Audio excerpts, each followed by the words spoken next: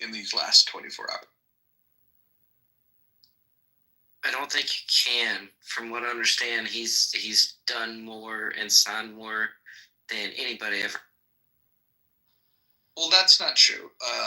Maybe on day one it's true, but when yeah, that's what I meant. Day one. Sure. A lot of people have problems with executive orders, and I like to point them to FDR when they start talking about it. Executive orders. He had, even though he was in office forever, man, God, that's the slowest polio death of all time. But no, FDR, like, he really liked the executive order, and but no, this is a busy day.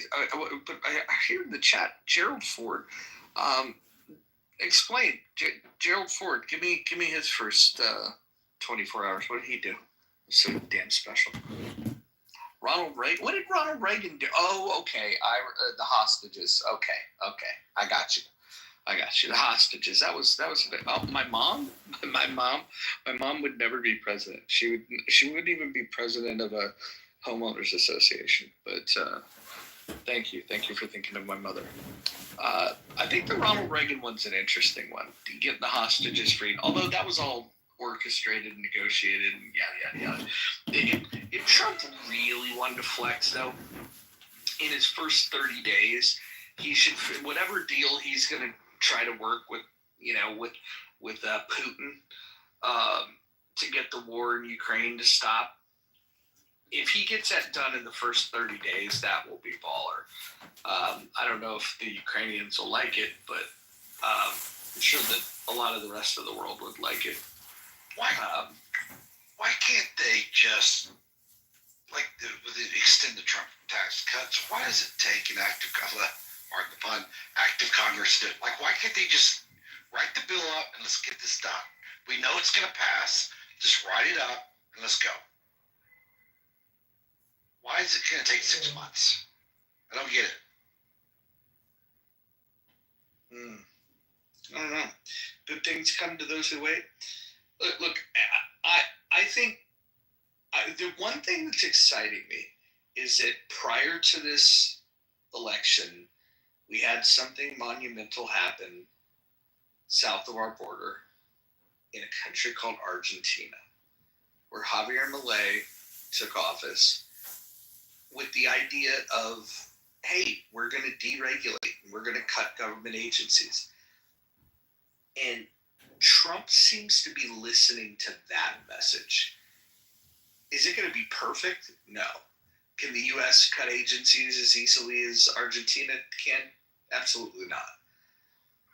But if that is a driver, and if that's an influence behind it, this is going to be much different than his first presidency, I have to imagine. And certainly much different than what we would have got if that woman would have gotten elected. So, fuck. I can't believe I've spent the last 8 years bitching about Donald Trump, and now I'm thinking, you know what?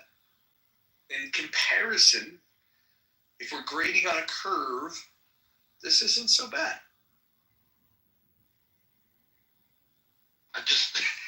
It's like more cowbell. That's what I love about Trump on this 2.0. More cowbell. Has he renamed the Gulf of Mexico to the Gulf of America? When does that take place? That's what I want to know. Yeah. He signed an executive order on it. So can we now begin referring to it as the Gulf of America? I don't know why he wanted to fucking rename McKinley. I don't necessarily know if the virtue signaling name change that Obama did made much sense, but why do we waste time naming shit like this? It's just like, look, I get that Obama was looking to I guess make inroads and make gestures towards natives who've been fucked over routinely since the white man got to this fucking country. I just don't think that. I think that's the wrong thing. You want to honor treaties, that would be one thing, but naming shit, like, to me, that's like, it's goofy. I didn't like it when Obama changed the name, and I don't like it that Trump's name changed it back. I think it's a waste of time, if you ask me. Alex, you know way more about First Nations causes than anybody I know. What do you think about these gestures of name changes? Isn't that kind of just a slap in the face? I mean, if they're gonna let the tribe name it, that'd be different, but that never happens. No, the one I was more concerned about was the executive order that was signed today that basically reversed a Biden executive order that was basically opening up educational opportunities for First Nations. So it was that one was a big slap in the face. But yeah, I mean, it's kind of like a empty gesture type thing is what I see it as, and what I feel like the community sees it as. It's like, we're not going to do anything to like significantly change things or like improve things, but hey, we'll do this empty gesture that's really meaningless. Yeah, it's funny. In Washington State, there's a lot of tribes. There's a lot of tribes in your neck of the woods as well. Heck, there's a lot of tribes all across this country. Imagine that. But in Washington, they do have some political sway. And it's interesting that when, like 100% of the time, if they're ever asked, hey, so what is it you want? Their ask is always very simple, and it's the same thing 100% of the time. We're not asking for anything new. We're asking you to honor the agreements we've already made. And it's like, honor the treaty. How much fairer could that be? Imagine that, to be a group of people that's saying, look, I'm not even asking you for anything additional. Remember the agreements that we made and put ink to paper? Like, how about those? And I think that's pretty incredible. Like, the discipline to not ask for additional shit, to just say, no. Even though we got fucked over and we got the shit into that stick, if you could honor those, we would be pleased. I mean, but we can't do that for whatever goddamn reason. Let's at least start there, but the reason we can't do it is because some of those treaties include adding members of Congress for sovereign nations, and they don't want to do that because that would completely change the makeup of our Congress. How many congressional members would they get? So there's 574 recognized tribes in the United States. Those are the ones that are recognized. Whether they still have members that are living or not is another story. Like, there's a recognized tribe in California that the only thing they have left is a half acre, and it's a graveyard. Like, that's pretty much all that's there. So, you're talking like 500 representatives, probably. At a minimum. Yeah, that one's not gonna happen. Right. And that's why although if they would have passed the original proposed First Amendment, which would have given representation of one congressional member for every 50,000 people, you would have a total of like 6,600 members of Congress. At that point, adding 500, one for each of the tribe, all of a sudden that starts to make sense. It would still be a level of proportionality that I think would make other groups uncomfortable. But yeah, if we had one representative for every 50,000 people, which was shot down when they were making the Bill of Rights, I actually, despite the fact that more congressmen probably sounds like a nightmare to people, but having local representation has to be an improvement over having one representative for, what is it, like every 712,000 people? Capping it at one for every 50,000 That seems like a good idea. You would get, at least you get congressional members that understand the issues of their, of the, the district that they represent.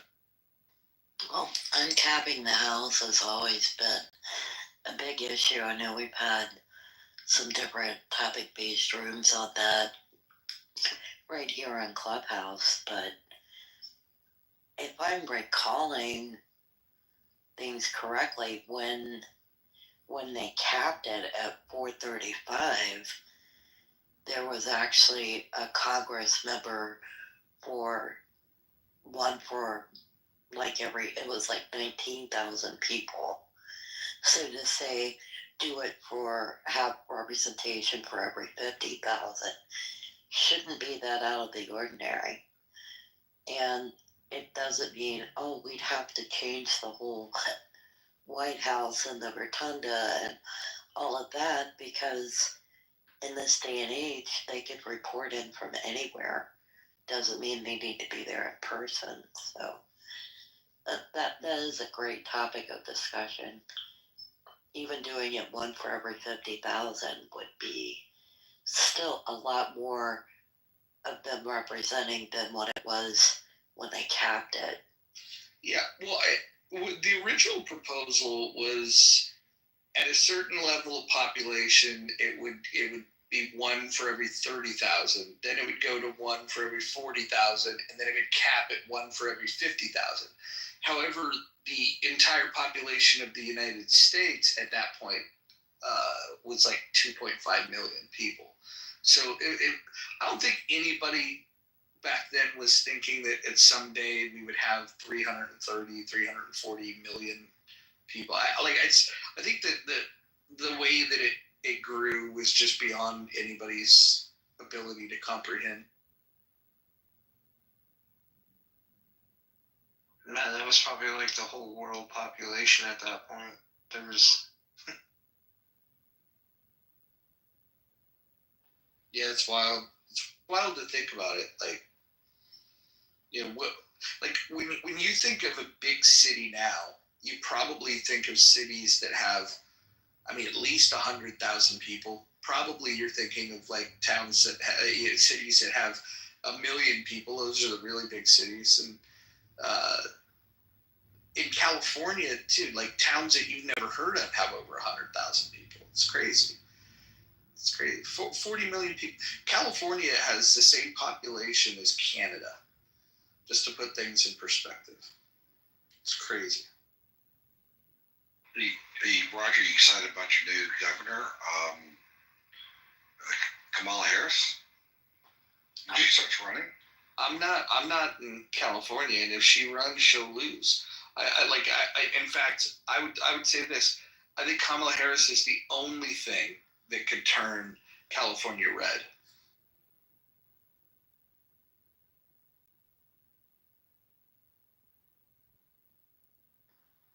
Double agent, why don't you come up here and talk about how happy you are about this? Let's get back to the Ross thing. Liberty, have you talked to anyone that's spoken? Have you spoken to Lynn, or has anybody you know spoken to Lynn about this since the announcement? Liberty? Everyone I've talked to, of course I texted congratulations to her and so forth, but I haven't personally spoken to her at all. Who's Lynn? I talked to Jess. Lynn is Ross' mom. What's that? You know her? That's really nice. I'm so happy for her today. I've been rooting for her for a long time. I wonder if they knew this was coming. I wonder if they had an idea. So I will say that, back in November, like a couple days after the election, Ross gave a letter to his wife to put out on X, I think, where he basically thanked everybody that voted for Trump on his behalf. So I think they kind of knew that it was like in the pipes, like it was in the works. But everything I've seen today was just like I know Trump called Lynn personally to deliver the news and like talked about that. Biden gave out 8,000 pardons and couldn't give one to Ross. Did he Well, really? Biden's whole like party is on the other side of that issue. Like they were the party that put him away. Yeah, it was Schumer, right? Schumer like went crazy about. Biden was vice president when they put Ross away. Well, The Trump had the Democrats are choice. evil. They're pure evil. It's fun. Trump had the choice to do it when he was president before, That's true. and did not. And like I said, water under the bridge now, I guess. But I did secretly hope that Biden would do it when he was doing that whole sweep of things, as more or less as like to steal the thunder from it. Not only would he have been out sooner, of course, but that would have been just a big old F you. It's like, oh yeah, voted for him. I'll tell you right now, if Trump goes through these 4 years and doesn't pardon Dexter Taylor, I'm going to be pissed. Like, Well, if there's because that's a state issue. It's not federal. well, let's not get technical, cause somebody's got to free this man. Somebody's got to let this guy go. I will say, like, the one thing that I'm always like astonished by with the Democrats is that they don't, like, every president since the 1970s has had the power to deschedule marijuana, like through the Controlled Substances Act. The way that it's written, the president has the authority to direct the Department of Justice to deschedule it. And so I don't understand why Democrats always like defer to Congress on that one when they could do that themselves. Like that would have been a big hit for Democrats, and they don't seem to want to jump on that one. And I think that has to do with police unions. Is there anything that Trump signed an executive order about, or that you're just like, oh God, here we go? Anything that really ticked you off?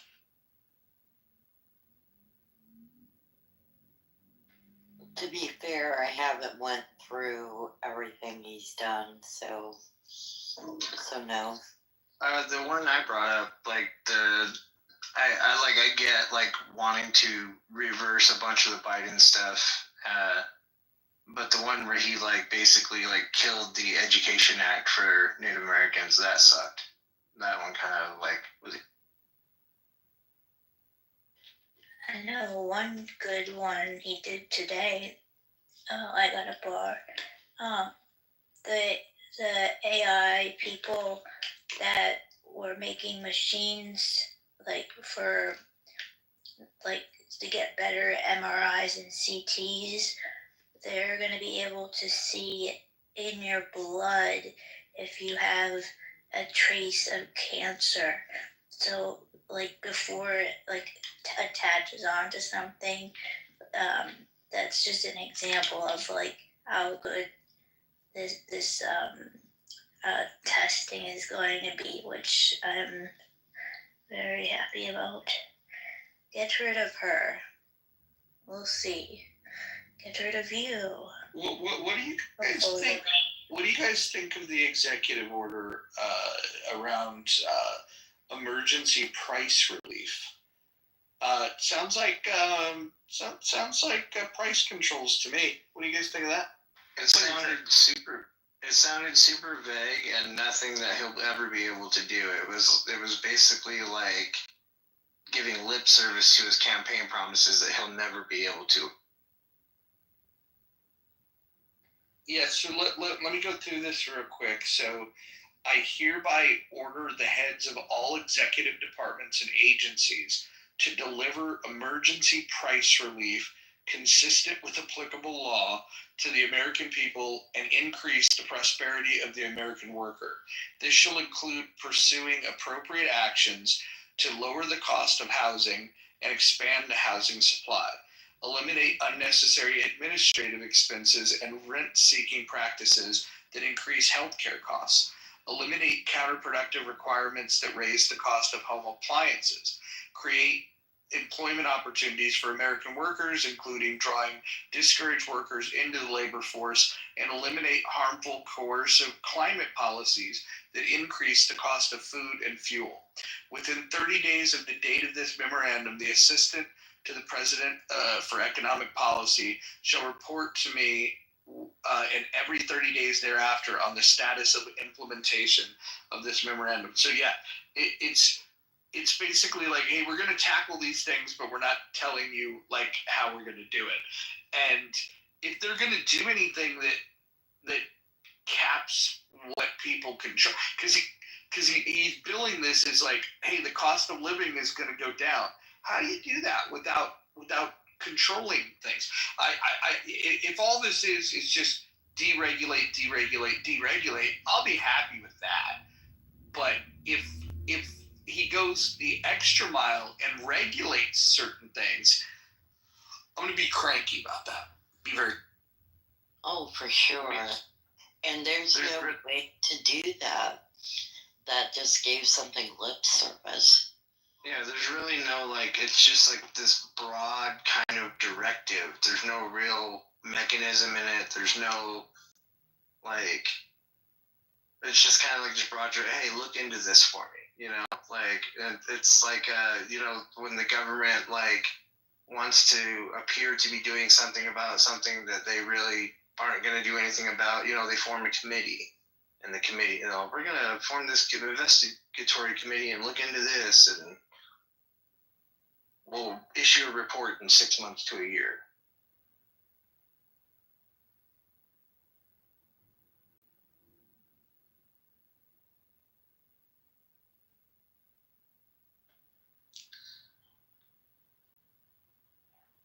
I can honestly say, when he beat Hillary in 2016, I wasn't happy that he was president. I was just happy that Hillary lost.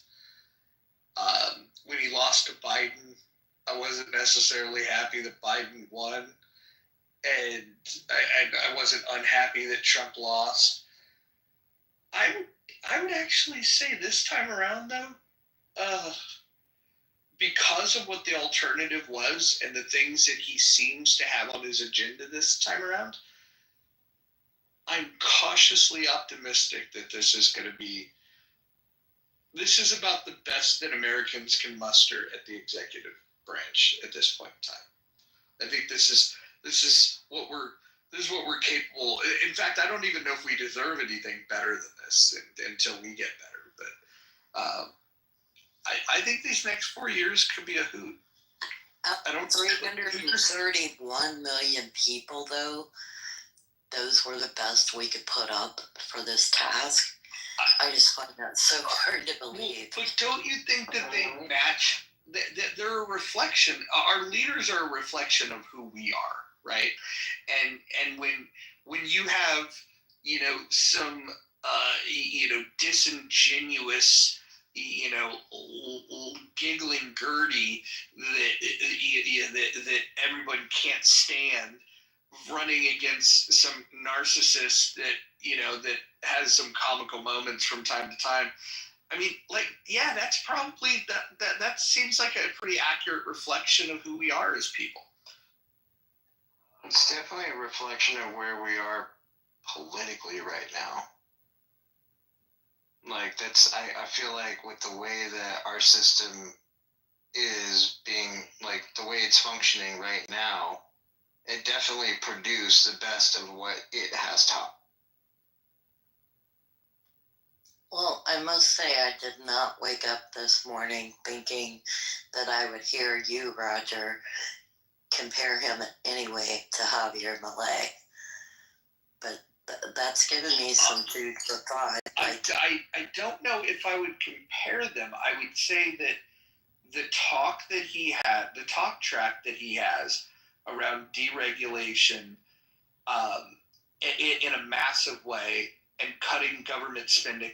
I've heard Republicans talk about it, but the action that he looks to be taking on this and the people that he's listening to help shape that, this is what it seems like. It seems like a miracle took place in Argentina, and it looks like Trump, who has a mandate to do whatever he fucking wants at this point, he's at least looking in the right direction for guidance. Is he going to be able to pull off all that shit? Absolutely fucking not. And then he's going to be in direct conflict with some of this stuff when you start thinking about, some of these Republicans are just as anti-capitalist as the Democrats. When they start, like, there's probably people in this room right now that because they like Donald Trump, they'll be pro-tariff. And there's a lot of things that I think that he's going to do that's going to royally tick me off, and is going to be counter to the influence that Milei has. But the world's an imperfect place. If he could just, how about this? Even if the budget doesn't, let's say the national debt in 4 years is exactly at 36 trillion. That would be an improvement over it growing $2 trillion every year. So, I'm thinking, can we do baby steps? And a baby step might be, instead of, running a $2 trillion a year,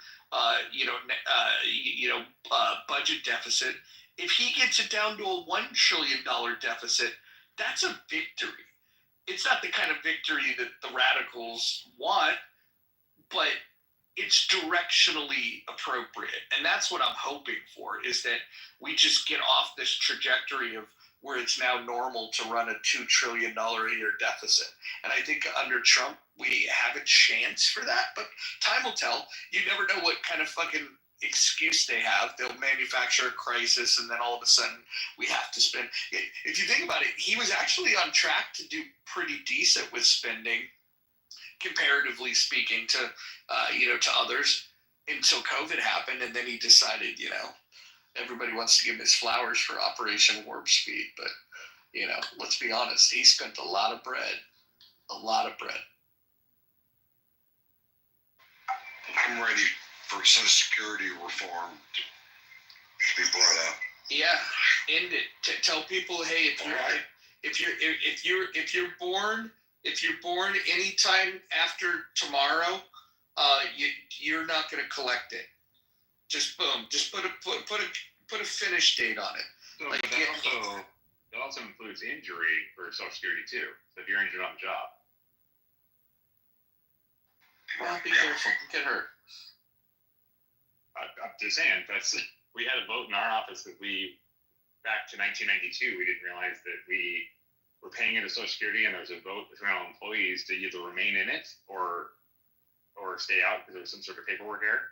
And 70% of the people voted to stay in, specifically if you get hurt on the job, you've got that kind of safety buffer there. If a forklift crushes you or something. You have insurance, but it only goes so far. Well, wouldn't that be workman's compensation? That's not forever, though. That's just short term for your business. But if the business goes under, it's gone.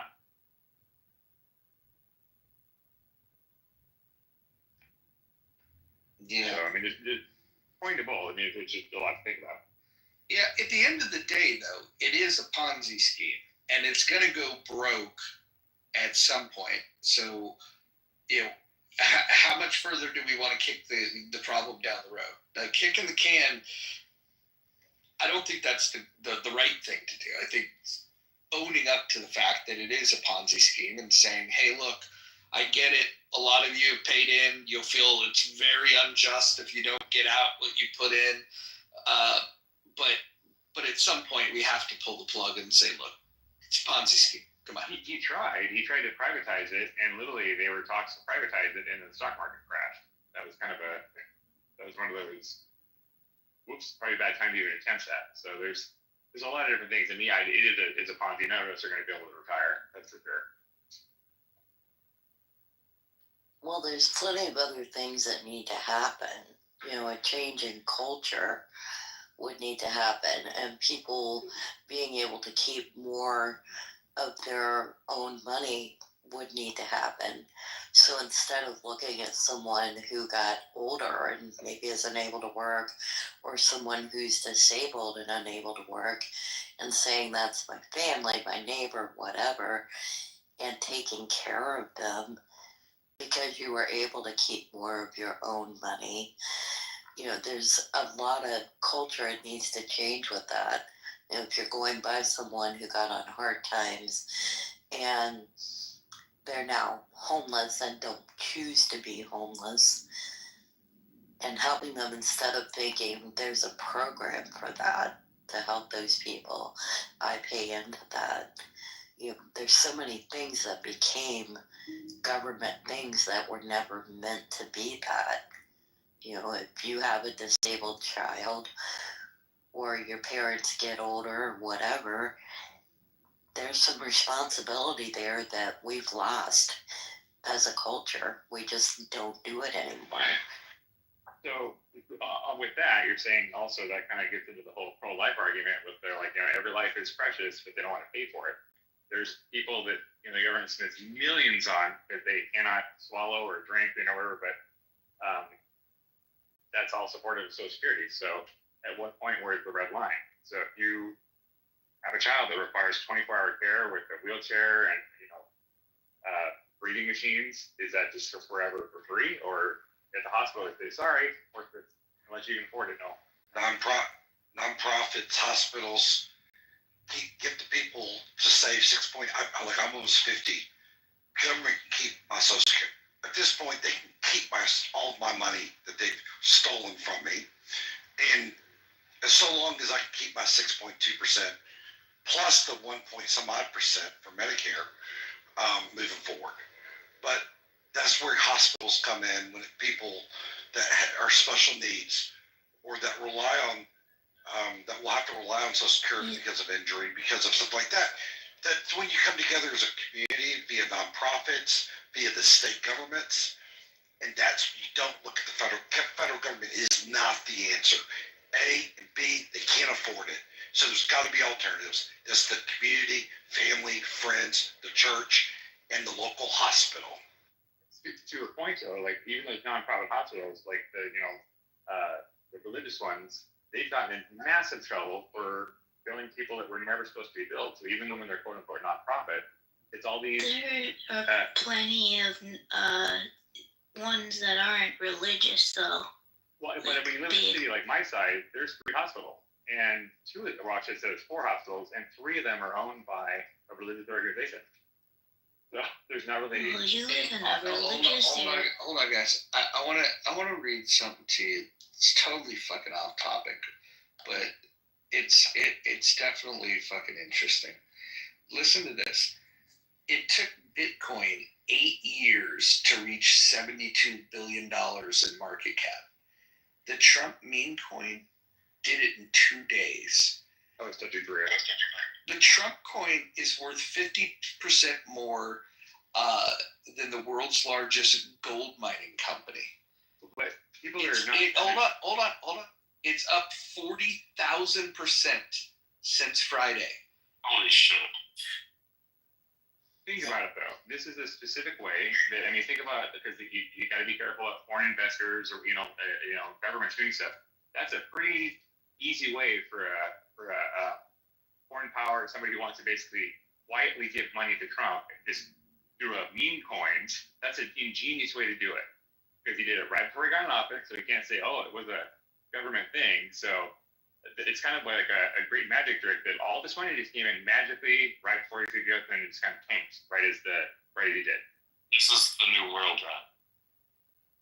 I just wanted to say Matt said he's almost 50, and I just said he doesn't look a day over 6 months. That's fucking good. Well played. Here's a question for you guys. What do you think of Barron Trump? He's 18 years old and he's looking very presidential all of a sudden. I would have to imagine that he will be the one that they groom down the road. Well, maybe 20 years from now, but I think Barron's going to be president someday. I think he is too. Why is he so pale? And why is he doing like the Nazi hand thing like Elon Musk was doing? He did that. Hey, your piece. Do you want me to PTR some of the other people that have done that same hand motion? Maybe some of your favorite people, like Obama and Kamala Harris. It's not been the same. Clinton used to flash the witch sign. Barron did that Nazi hand thing. Yeah. And you Your guys know piece, it. respectfully, you're Stop that. It's a Nazi dog your whistle, piece, and I don't give a fuck. Your piece. I know you don't give a fuck, but you're wrong. Listen, now you're the audience. Listen, your piece, respectfully, you're just an idiot. How about that?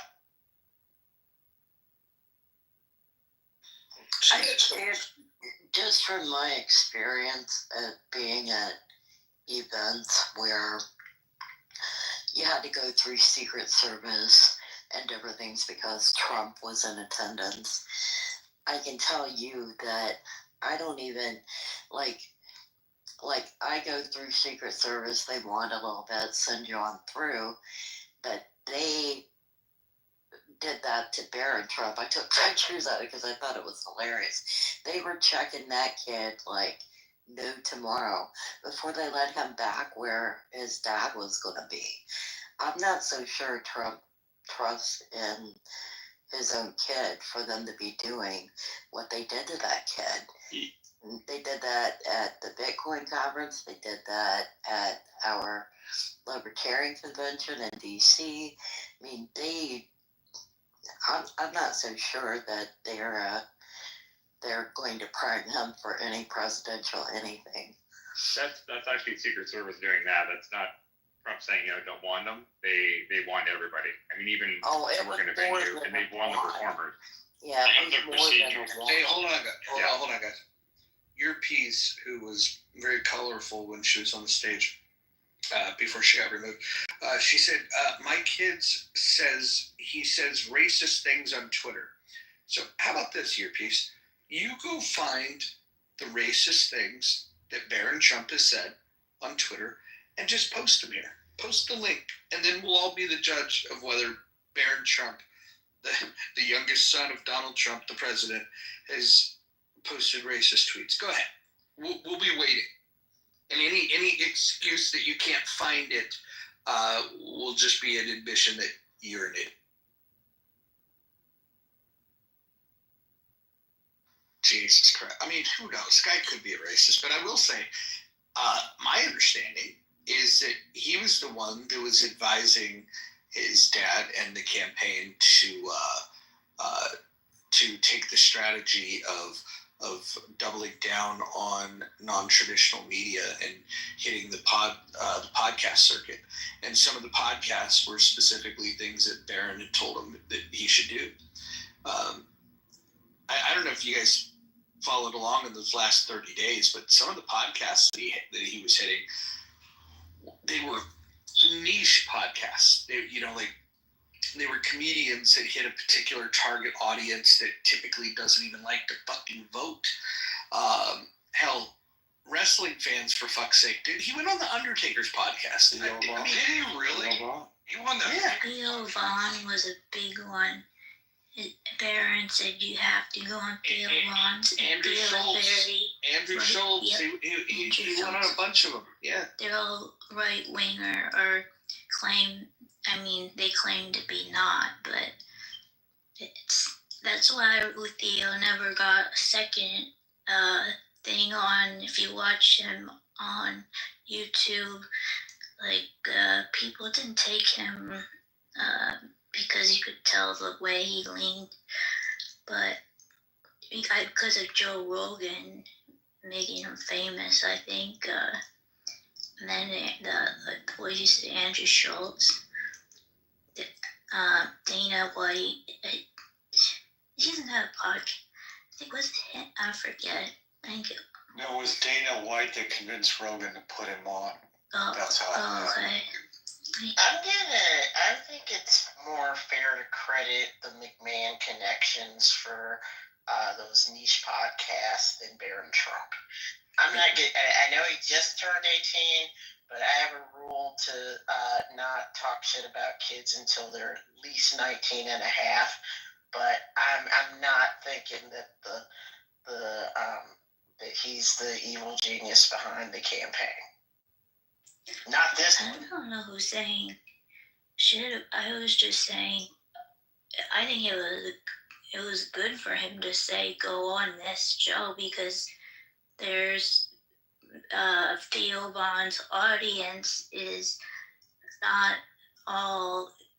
even half. Like if you go to a show, it's definitely like split down the middle, and mostly white people, but that doesn't matter. It's a weird show. I know. I used to watch it. It's just comedy. Like, No, I mean him in general. When he was performing here, he did one of the longest Weird. shows ever. He's from Louisiana and very. yeah, what's weird about being from Louisiana and very poor? He was just in that structure, I should say. From the area he was from. If you listen to his story. Why are we having the most boring version of this conversation we could possibly have? I said that. Jesus Christ. Do better, people.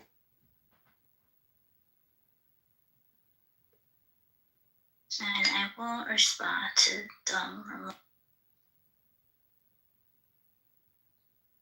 I don't know. He ran an effective campaign. What else can you say?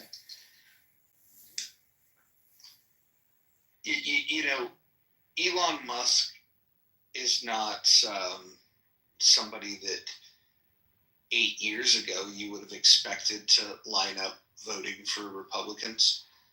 Circumstances had to be such that the Democratic Party chased him away and others away, and new types of Republicans came to the table. And I would imagine that at some point there'll be a falling out between Trump and Elon, and it's going to be amazing and epic. But I would also imagine that if Elon had to do it all over again, he would still spend $250 million to help make sure that Kamala Harris isn't the president. And I don't know how much credit you want to give to Elon for the money he spent or the way that his platform was utilized. I like giving him the credit because I like Elon. But I don't know how much. I mean, it was a broader coalition. There's a lot of libertarians that went and voted for Trump. There's a lot of independents that went and voted for Trump. And he got over that problem of having those Republicans that you know, at least you have the hold your nose vote for Trump Republicans. I think this is the broadest coalition that we've seen Republicans put together in quite some time. And I think Elon getting behind Trump, you know, I think that impacts people. I know there's some people that hate on Elon, but most of his biggest haters were the people that loved him 8 years ago. It's almost as if when Elon decided to stand up for free speech, that's when the far left had no use.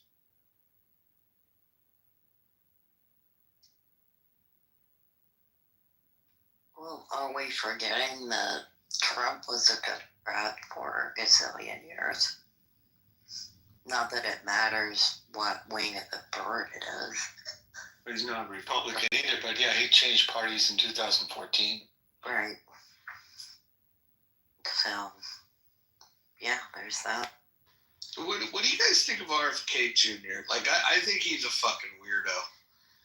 Like, I'll just throw that out there. Like, any big fans of RFK? No. Big critic. Yeah, I think if he listens to, like, of all the people he could listen to, you know, the bone that he should throw to RFK is like, okay, hey, here's what happened to Kennedy. Now, you know, go fuck off back to your corner. If we listen to Kennedy, he's going to have us eating bugs.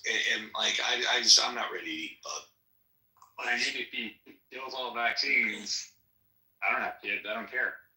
He's just fundamentally ascientific.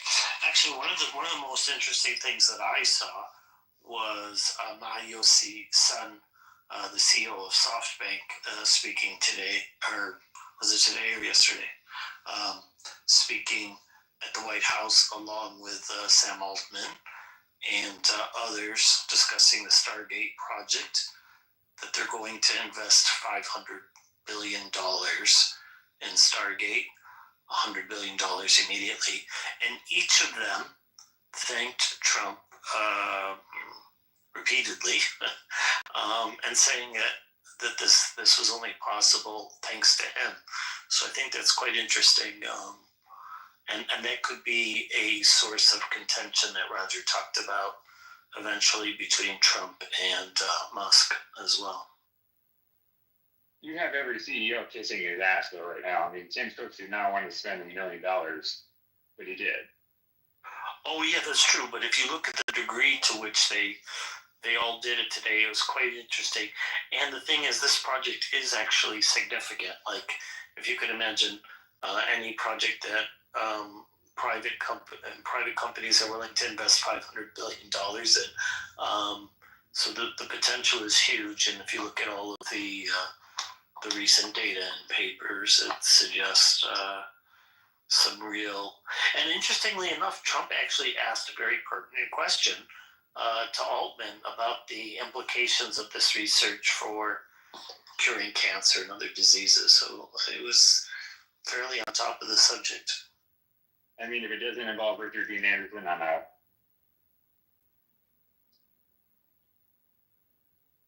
It's the guy who people think. Yeah. It doesn't involve drinking, please. You know what would be a good use of RFK? Something that he would, I think, do well is they should start playing those videos of what high school fitness was like when JFK was in office. I don't know if you guys have seen the videos, but like the fitness requirements to like get through high school once upon a time were amazing. If you just brought that shit back and let RFK be the poster child for that. I mean, he's an older, fit guy. There's something that I think a lot of people would get. Like if he just tackled the obesity issue from a perspective of like, this is how we're gonna do it, folks. We're gonna eat the right shit, and we're gonna eat the right shit, and we're gonna move our bodies. Now move your ass, Timmy. I think that could like build a legacy for RFK Jr. that would be lasting rather than some of the weird stuff. And then the only deal that you make with them is like, okay, listen, I'm going to make you fucking so relevant, beyond more relevant than you could possibly imagine. Just don't talk your weird shit anymore. Because the guy's a fucking weirdo. But I think that like his commitment to fitness and health, I think would be something that you could. I would lean into that if I was Trump. That's the only part of RFK's shit that I would lean. Can we put him in charge of like rewriting the food pyramid? Let's let him. Yeah, they're gonna do Even that. if they get some of the additives through the FDA out of the food system. Yeah, but that's regulation, and you guys aren't for regulation. That's what I heard. Do you know who made the last one? The Harvard School of Nutrition, because Miss Obama, whatever, Michelle, redid it, and it was so effed up that they redid it overnight, and that's how we have her today, whatever it is, mind plate or something. I don't know. He's too scientific for the general population. RFK, but he's very into being exercising. And I think the bigger problem that I have with RFK is like, I don't trust people that are like categorically anti-vax. There's enough information out there to say that that's pretty stupid. Like, you know, I could also respect the idea that to say, well, hold up. Maybe not all vaccines are for all people. There are some situations in which maybe making certain things mandatory is not the best idea. In fact, you know, why make it mandatory at all if it's such a goddamn good idea? But his approach to it is just basically like, I don't believe in science. I'm just a fucking. He's a conspiracy theorist, not a serious studier of fucking medicine. But it's worse than that, because when he was using a study that came out that you know, autism was caused by, can't remember, but a year later, the guy who wrote the study said I was wrong. The stuff is flawed. He wouldn't recant. Even the scientist recanted his own study, and RFK just went straight ahead with his agenda. Yeah, the study's been completely debunked on many fronts. It's just not science. He's just as ascientific as you can get. I don't know how anybody takes him seriously. I'll tell you what, though, if that guy was on fucking Clubhouse, he'd be a fucking smash, dude. Like people on this app eat that shit up. They love when the people are out here saying things that are contrary. You would see the new Dr. Copeland. Correct. Alex, go ahead, jump in.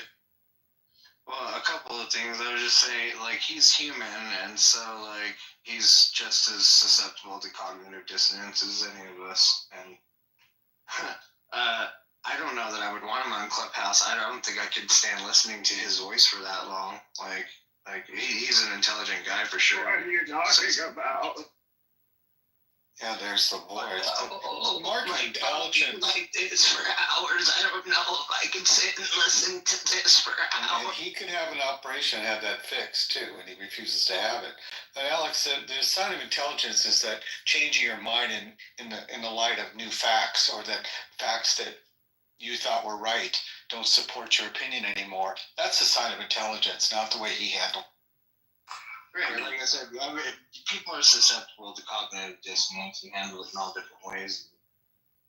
Yeah. Not everybody handles it the best He's basically terrible all around.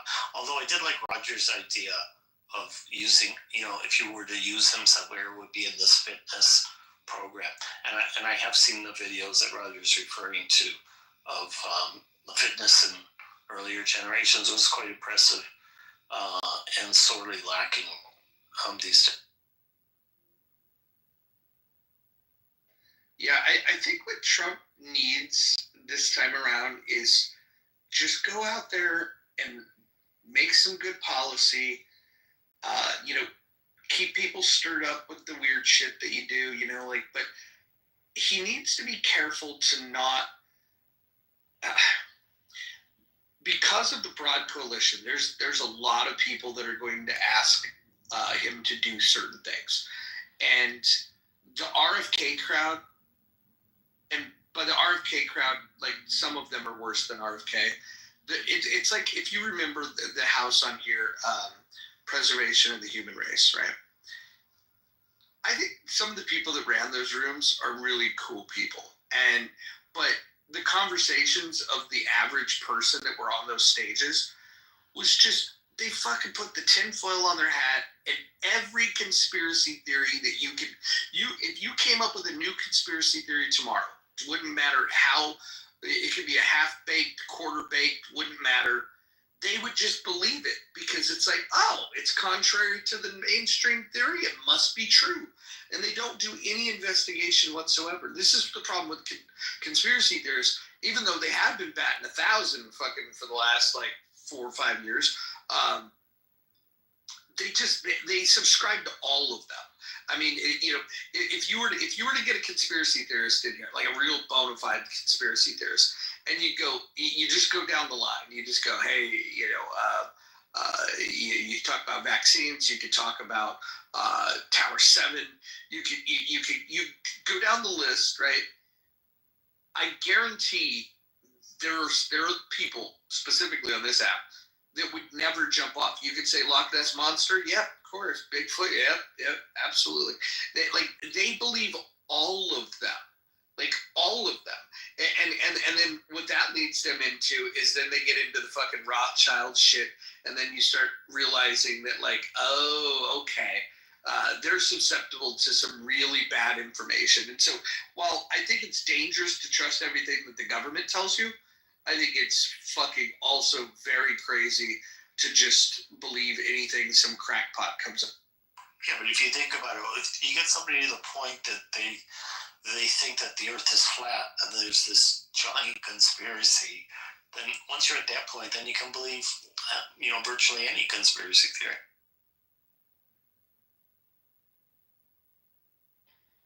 This room is streaming live on YouTube, means one of these people in our audience is Edmund. So let me figure out who that would be.